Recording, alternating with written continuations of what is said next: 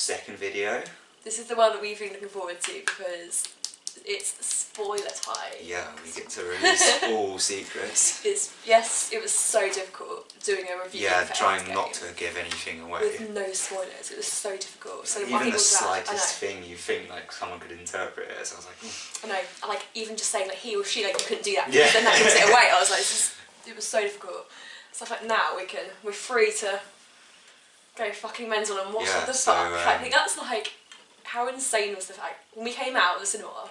I mean, I was in actual shock. It was like, I had withdrawal symptoms. As soon as I came out of the cinema, I was like, I cannot deal with this.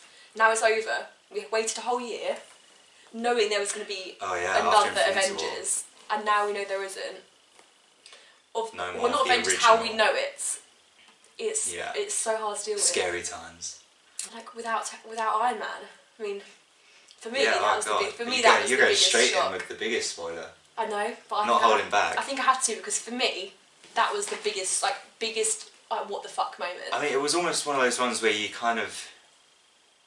always in the back of your mind think, Tony Stark will die in this film. This is the end. I didn't think that. I did not believe that. I think they were kind of like, it's one of those things that if you watch any film, it's like, okay, this character has a happy life. He's with his family.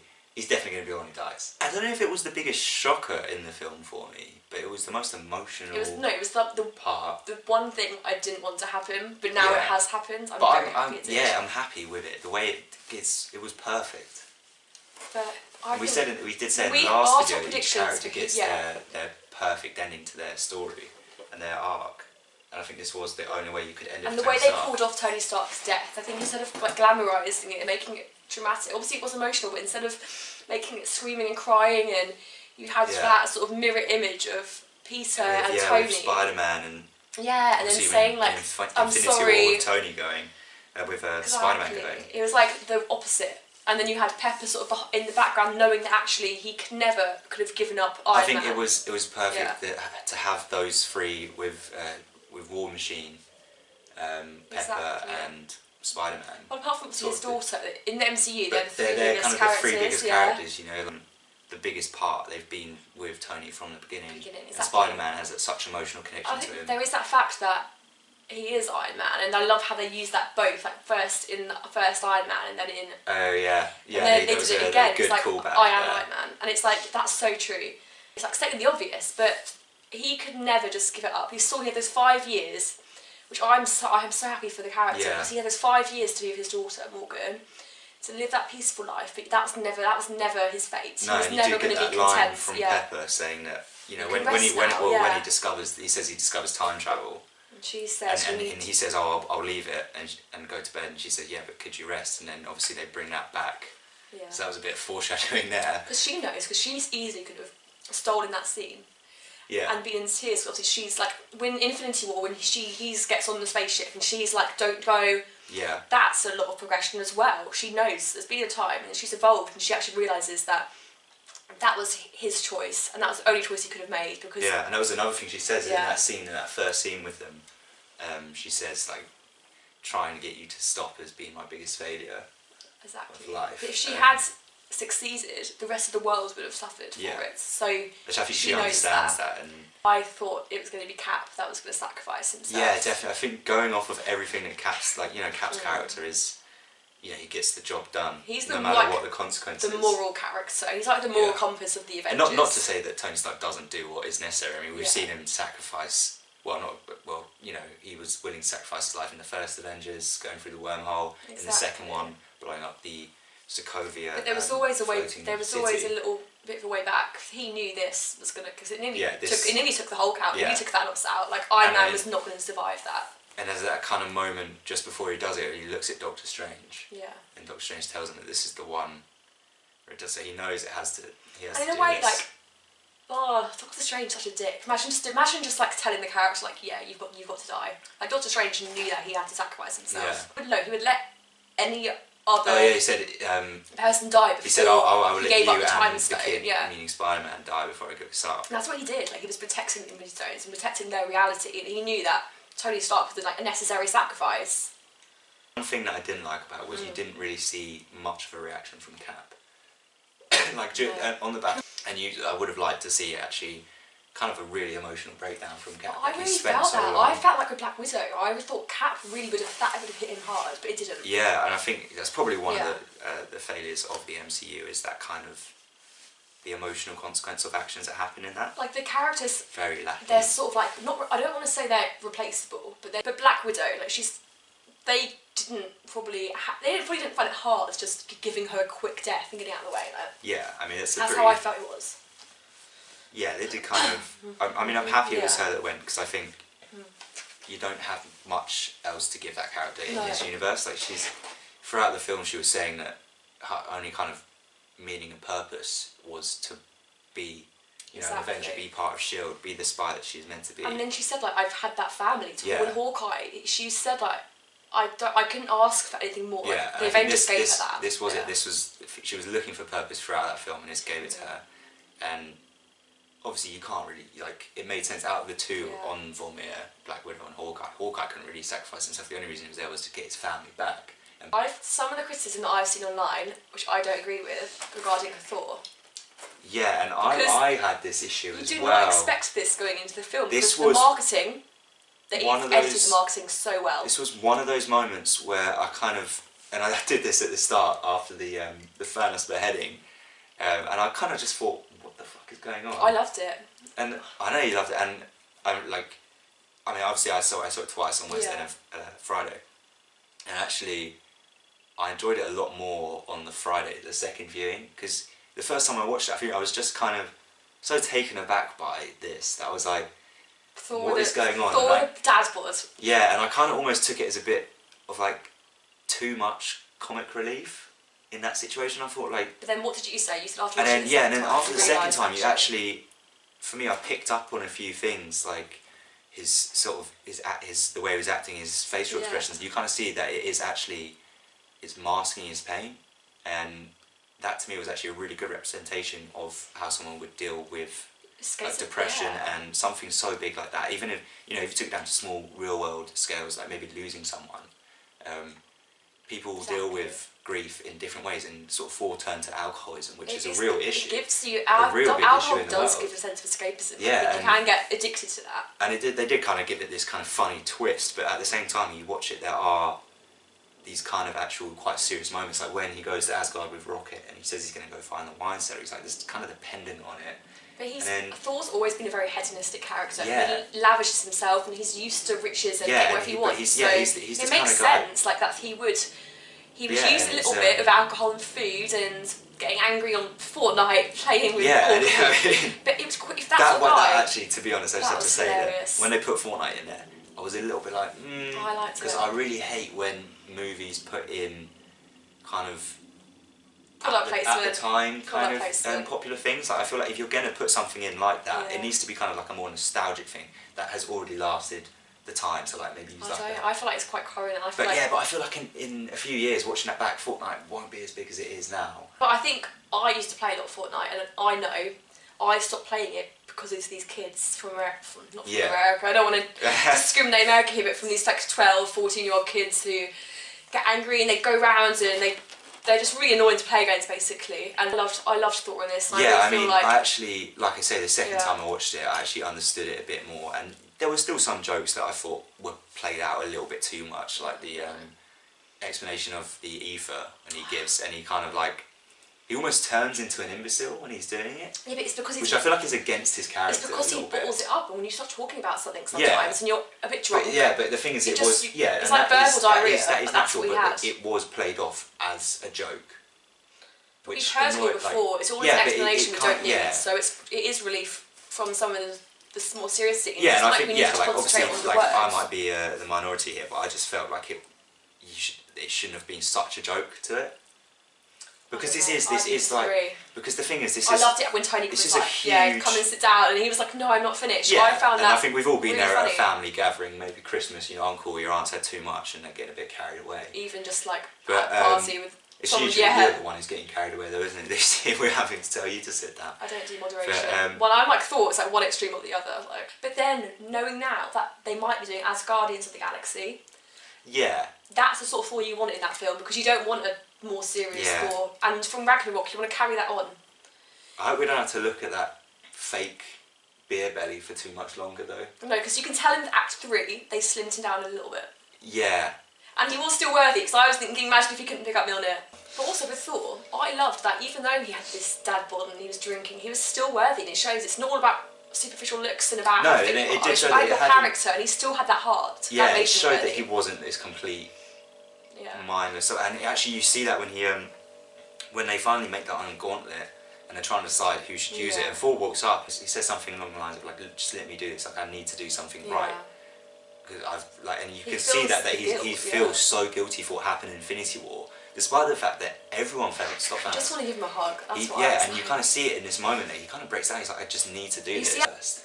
So what were your expectations going in? Like, I mean, so my expectations. So obviously, I'd seen the theories. Like, as much as I tried to avoid as much news as possible, I'd seen the theories about time travel, and I didn't mind this theory too much. Because I've always seen like the quantum realm and stuff, and you kind of knew it had to go that way.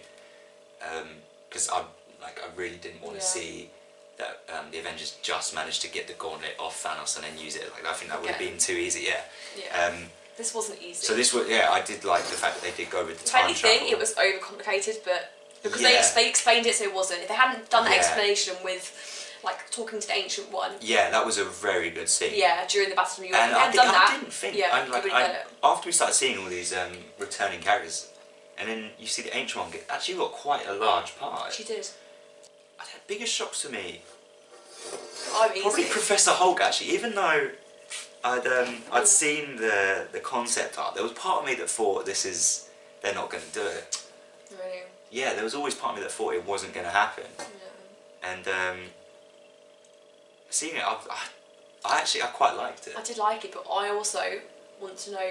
Did they say it was 12 months or 18 months? 18 months he spent in a gamma lab. And you're thinking, but it's kind of brushed over a bit. I'm like, where did he suddenly get this inspiration to delve into the Hulk and him and how they work together and how the biology there's a lot is that wasn't really covered there. Because we went to the Marvel, it's called Marvel Station in London, and they have different rooms for all the different Avengers, and it's got like the props and things, and they had such a large explanation on the Hulk and how the biology works. Yeah, they actually went into the biology of it all, and it was so interesting. It was really interesting. And I would have loved to have had that in the film. Yeah. But I think my biggest shock, when they go to the farm, Nebula knows exactly where Thanos is. They pick up the signature from. He used the Infinity Stones. Yeah. They go there. Oh yeah, the first. They go there within the first 15 minutes. They go to Thanos. Where are the stones? And he went, I used the stones to destroy the stones, and then Thor just gets Stormbreaker. Fucks him up.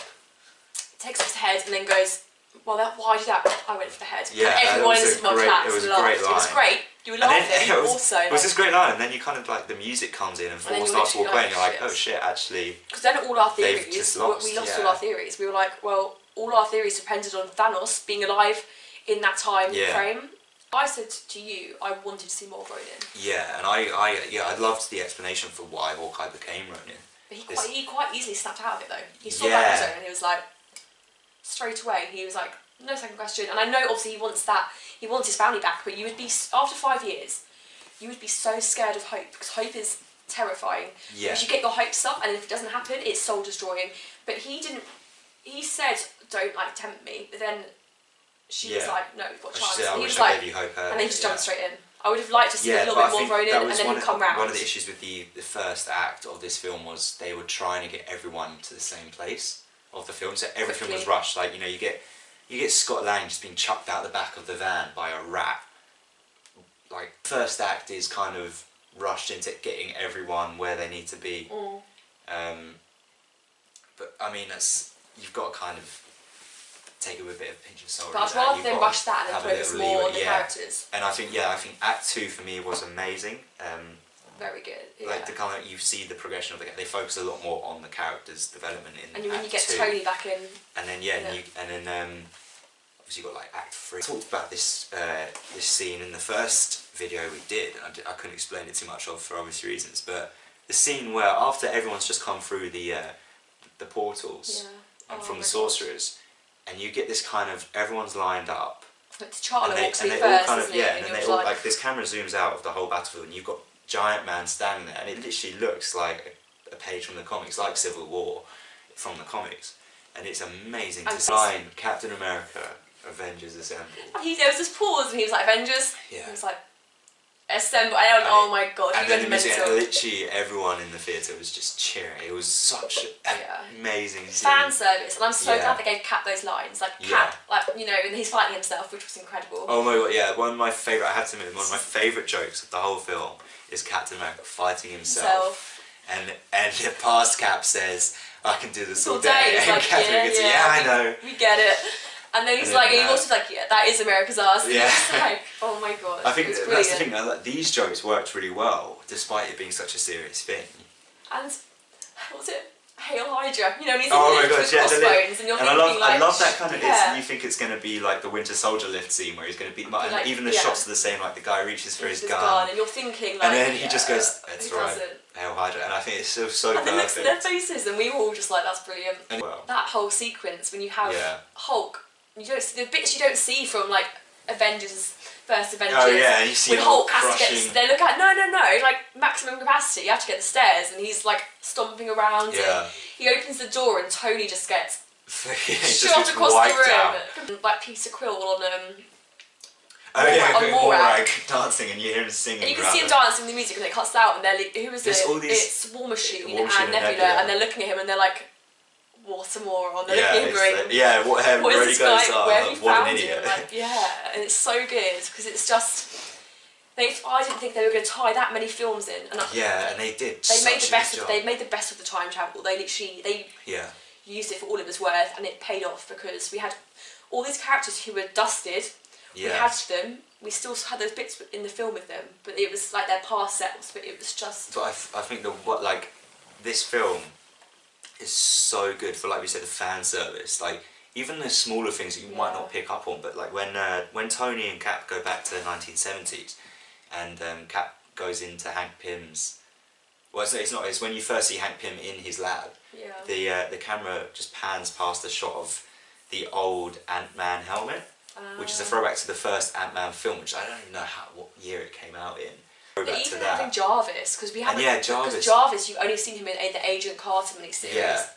And he's, I think, one of the first characters actually brought into the films from that. And even though it's a snippet, and his dad, Jarvis, and his dad's when he's hugging his dad, it's a good scene with Howard, his dad. and it's like obviously he's like, who's this guy? Yeah. But it's just Tony needed that, and I'm so glad he got that time with his dad before they killed him, because you always because and Tony gets that closure, and he says, like, my dad did the best he could. Because is it in Civil War when you see the last time I saw his dad, he was he has this kind of argument. They left it, and they ended on bad terms. And we've all been there where we've had an argument with someone, and then we're like, oh, okay, I shouldn't have said that, and Tony didn't get that chance to take it back. And then, but to get this closure for Tony, and you get that mirror, especially considering what's coming for Tony and you get as well. And both, like Tony, it's like, I have a daughter, and he's actually giving his dad advice. He was like, don't worry, you'll be fine. It's funny. Like that mirror image of him going, I've got a daughter, like, you'll be fine. And he's like, he went, do you know what you're doing? And he went, no, I still don't. Yeah, you work it out as you go along. And that was so nice. Yeah. That really tied it together. And then you got Cap, and he could have seen Peggy, and he didn't. Yeah, and it was such a different experience for Cap, seeing someone from the past, but obviously he couldn't go in and talk to her. Them both going back to people they've lost, and they've already dealt with their deaths, and they have to see them again, and it brings it all back, and it was a very good scene. Yeah, and you do see that when Tony first sees his dad. He goes, Tony Stark is this philanthropist. He's always the guy he knows his name. He's got swagger. He just does everything. And then he kind of turns into this imbecile when he sees his dad. And he puts his briefcase down and he walks off without it. And his dad says, "Oh, you need to." He's stuttering, and you're literally like, he's like, "What's your name?" And he says, "Howard of Potts" and stuff. The only criticisms I do have for this film are very minor and more like personal things. It's opinion. It's like this film couldn't have been done any better than it was. I don't think. It was a perfect ending to 11 years, and I feel like it couldn't have been written better. Written by Stephen McFeely, he's like a veteran MCU writer. He's done some of the best films. Yeah, probably Civil War, Winter Soldier, Infinity War, Captain America: The First Avenger. He's done a couple of the 4 films. And who else have you got? It's Christopher Marcus also wrote Endgame as well. To get a very good duo together, and then also with the Russo brothers. Yeah, they did an amazing job. That's like a dream. That's the dream team. You've got this kind of this group of 4 guys. Obviously, there are a lot more people involved, but these core group of 4 guys who really know these characters by now. And the fans, they know what we want. Yeah, and they've worked together on these projects before, and they really spent time working on these characters, and with the actors saying, like, giving us input and stuff. But you couldn't have got a better team for it, I don't think. And that's why you get all these little Easter eggs. Yeah. You don't pick them all up at first, and I think you've got to go and watch it a few times Yeah, and realise how much thought went into it. Yeah, and I think that's one of the most wonderful things, is that for a lot of the time, obviously, all these separate films, all these, you know, the solo films were directed by different people, and I love the fact that Anthony and Joe Russo did these callbacks throughout the whole universe, because it just showed that they were like, this isn't our film, this is the fans' film. This is for them. And also, you know, they are fans of this as well. The cast. Yeah, and it's such a nice feeling that we've been given everything we ever wanted, and obviously that is very. And they've left a few things open, like you've got Steve Rogers, who is still Captain America, but then you've also got he gave the shield to Sam. He's passed the mantle down to Sam. You've got which that. I'm happy about, because everyone was like, is it going to go to Bucky, is it going to go to Sam? And I was like, it's definitely going to Sam, and I was correct. Bucky knew, he went, I missed you, and like you said. Yeah, I love He's gone for 5 seconds of their time. I missed this on the first viewing, when, you know, when Professor Hulk switches the switch back, and they're expecting Cap to pop back up, and he doesn't, and Sam's like, well, where is he getting back? And I assumed that Bucky was saying like the same things, because he's kind of off screen a bit. And then watching it the second time, I realised that actually, before Cap goes onto the time travel, like the quantum realm, like plate thing, he says to Bucky, like, oh yeah, like, you know, like he said something, and Bucky says, oh, I'll miss you.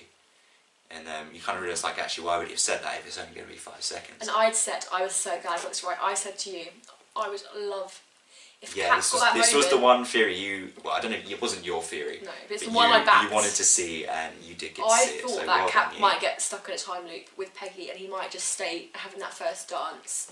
But I love that he actually chose to go back. Yeah. And he took that for himself. And he went back and lived that life. See it, like, in Age of Ultron, you saw him, I think, that was such a good thing, when in Age of Ultron, they're all trying to lift it, and then Cap kind of, like sort of... It sort of shifts.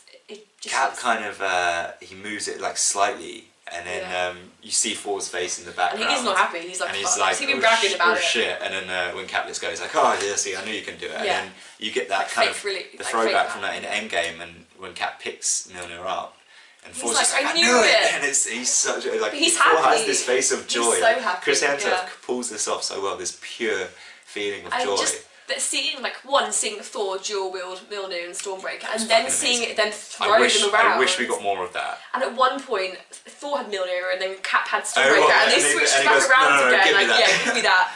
I admit that I think they really overpowered Thanos in this film. A bit. He stood his ground. Like, if you think, okay, yeah, in Infinity War, he wasn't in too much danger when he fought Tony Stark by himself, but Tony Stark was holding his own. Because he didn't bring the children of Thanos, did he, into the fight at the Avengers complex? No.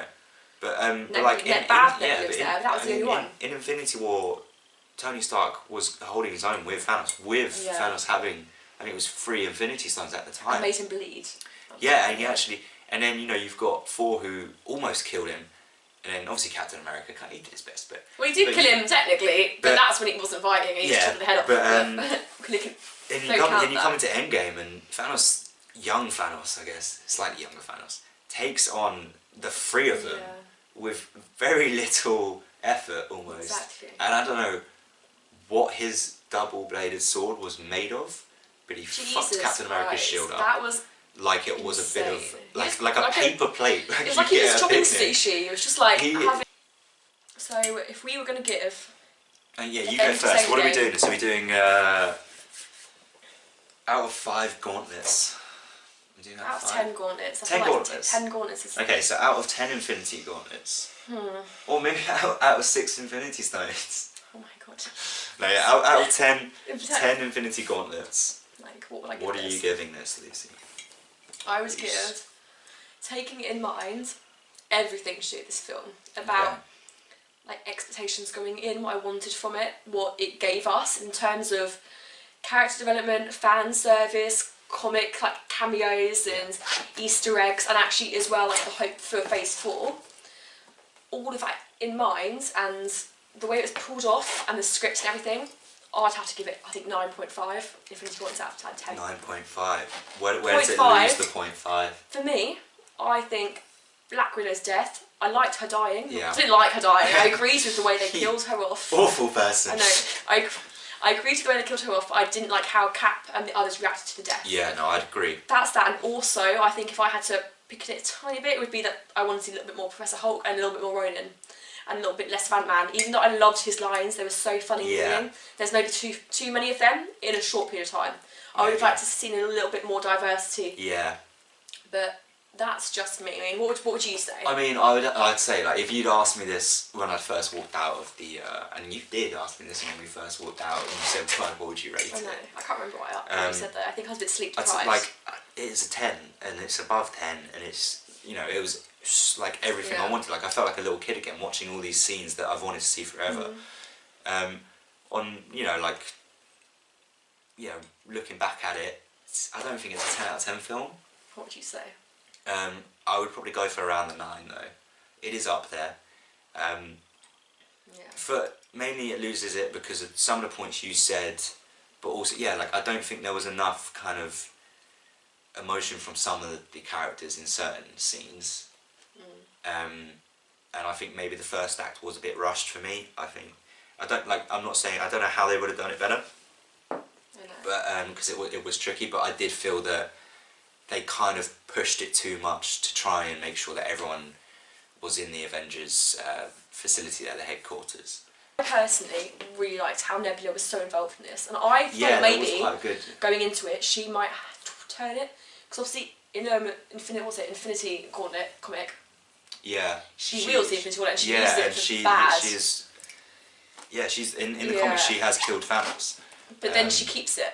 She doesn't, like Thanos, even though she's his daughter, he would just get rid of it. She doesn't. She wants to keep it. And I think that is a great line from Thanos in the film when they first find him on the farm. He says he destroyed the stones because they were just temptation. And this is why he's such a controversial character. Yeah, he's not evil. Really a villain, but he is a bad guy, but he's not. He wanted to use it for this one purpose, and it's like, you could trust his word. He's the sort of character, like, if he gave you his word, you could trust him. It sounds weird, because he says... And, Nebula says that, like, my father's many things, but he's not a liar. All he said was, this is what my purpose in life, and then he didn't care if he died. He got killed, and he sort of smiled. Yeah, you see his past self, see himself get, like, beheaded, and he goes, this is destiny. He was like, and they all bowed to him, and he was like, I'm gonna succeed, and this is what I'm gonna do. He's not doing this for selfish reasons. He really believes that this is the only way.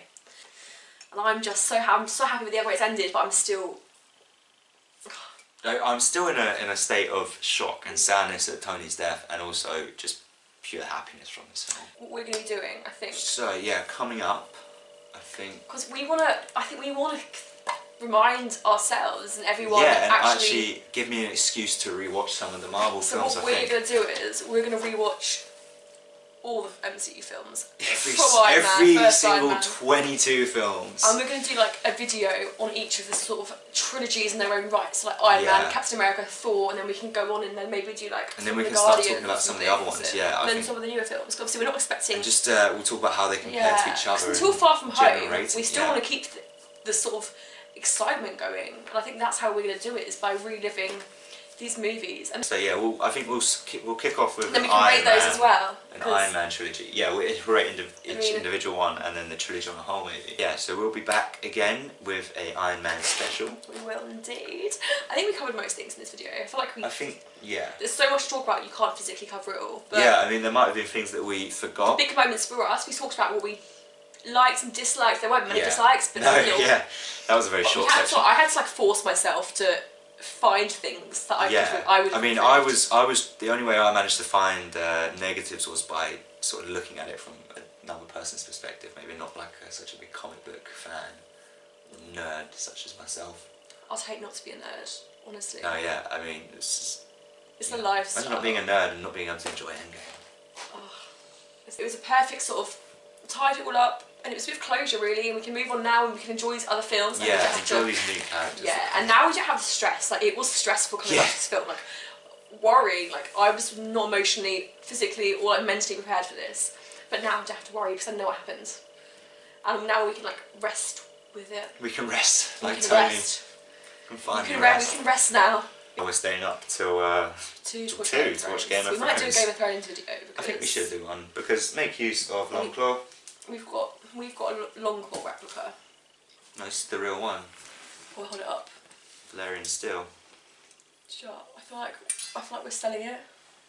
No. It's the Battle of Winterfell tonight, so we're very excited. Yes, at the time of filming. I feel like TV and film is just like killing me right now. There's so many Yeah, I good know. Imagine, cinematic and TV we've events. just seen Endgame's massive war, and we're staying up every Sunday now we're to going to watch Game see of Thrones. Like, the Game of Thrones biggest commitment. fight scene ever like filmed. my body clock is just fucked. Like I have no idea when it's night, when it's day.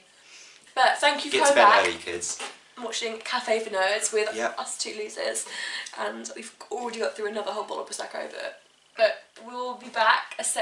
I'll be back. I'll be back. Oh, so weird. So weird. But we will be back. Yeah, it has gone to your head, hasn't it, that prosecco? Yeah, a little bit. Right. But we'll be. I can't say. How many times are you going to say we'll be back? I can't say it. Okay. We will return. So we will come back with That's a very Iron Man review. Yeah, we'll be back with Iron Man. I look forward to it. We look forward to filming it too, and we'll watch all of them, maybe several times, just to get our notepads out. Yeah, we'll go into detail. And it will sort of also be like a tribute to Tony Stark. Now he's no I think it's now a he's good no longer with us. point. But yeah, we'll film that for you, and then put that up soon. But thank you for watching. So Lucy or Luce and Jamie. so yeah. Cafe for Nerds. See you next time.